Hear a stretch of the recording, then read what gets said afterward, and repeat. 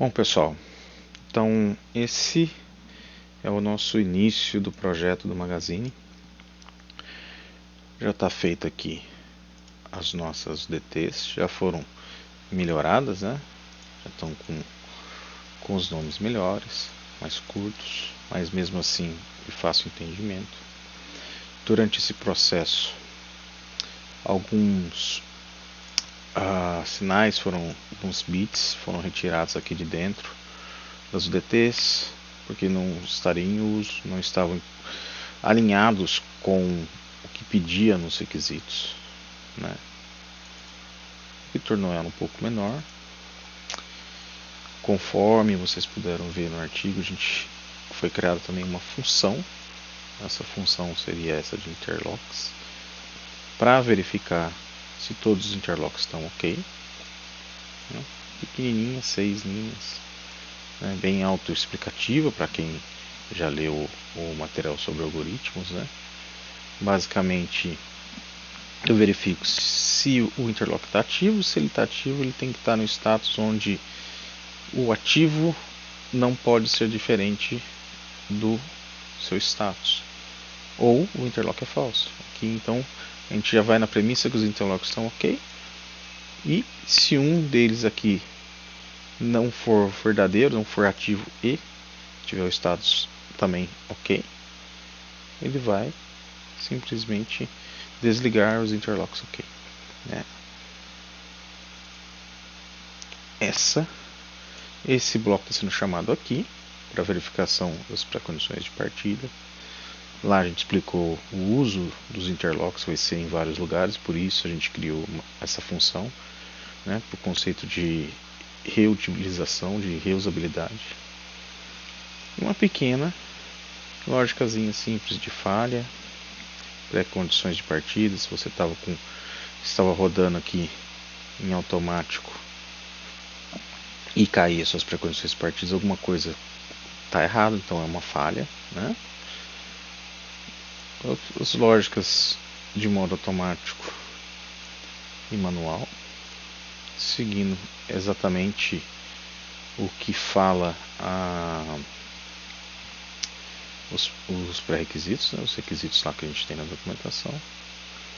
Uma lógica simples de dry run. Uma pequena lógica aqui para habilitar uma simulação, também estava nas nossas pré-condições, certo? Reset dessas falhas e enviando os dados para a IHM.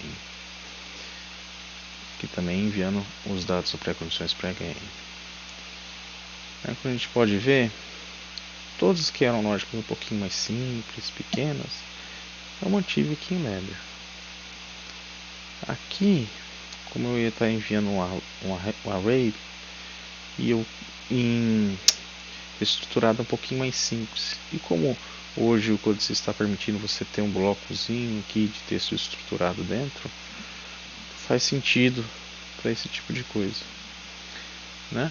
E aqui a gente tem nosso bloquinho, pode ver, pequeno, são 13 linhas, 13 networks, mas que ele vai ser muito útil inclusive no futuro. Esse é um bloco que a gente pode utilizar em novos projetos, né? Com isso, partindo desse princípio, a gente vai ter aqui nossos interlocks de pré-condição de partida, ou a nossa pré-condição de partida, né? Novamente, coloquei aqui para ficar mais fácil, mais simples, né? Eu só tenho um ativo no momento, eu ainda não sei as condições, eu ainda vou preencher as condições, né? Isso aqui é só um começo de esqueleto, mesma coisa, para permissão da simulação, as minhas condições, e eu já tenho mapeado os sinais, tá ok? Que estava lá na documentação que a gente recebeu. A gente pode olhar lá nos artigos que a gente já recebeu uma lista de I/O. Eu utilizei essa lista de I/O aqui. Com detalhe, na lista de I/O não tinha o botão manual, o botão automático. Resumindo, esses caras aqui, por um erro de quem estava fazendo o projeto elétrico, estava faltando, porque esses caras estavam nos requisitos que foram coletados, junto ao cliente. Então isso vai ser o tema para um outro artigo. Agora a gente fala como agir quando isso acontecer. A chamada do bloco, com os modos de operação, e você vai ver o quanto é importante ter criado a ODT. Eu tenho aqui comigo as minhas memórias globais. Eu criei um conjunto de memórias globais para o Magazine. E eu tenho só uma variável, que é do tipo do modo de operação. Vocês vão entender como fica mais estruturado e melhor. Vou voltar aqui e eu vou, para que vocês possam ver, depois eu apago, colocar aqui MAG01, que é aquele meu bloco de memórias, modos de operação. Eu posso aqui ter o meu comando. Veja que está aqui, ó, todo estruturado na leitura. Eu sei que pertence ao MGA do MAG, do MG, porque tem o nome dele, cabe todo mundo, do MAG. Então eu sei que esse é o símbolo, esse é a nomenclatura do meu magazine. Eu estou falando do modo de operação, eu estou falando de um comando de reset. A mesma coisa vai acontecer depois com o status, que provavelmente é o que eu vou mais utilizar. Então se eu vier aqui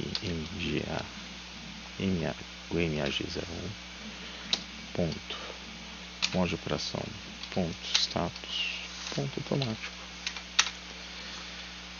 Ou seja, eu não preciso ficar procurando bit perdido para tudo que é lugar. Está tudo organizado, tudo numa estrutura. E eu sei que eu estou falando aqui do meu status, do meu modo do meu equipamento, que sai aqui do modo de operação.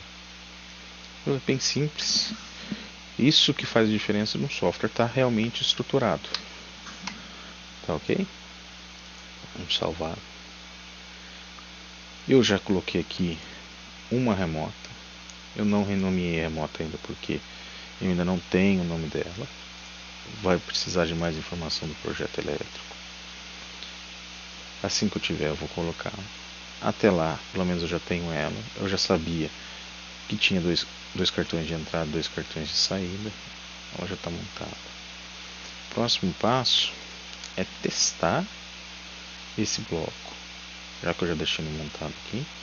Simular essas entradas aqui, conferir as minhas saídas e ver se está funcionando de acordo. Tá certo? Bem simples e bem tranquilo.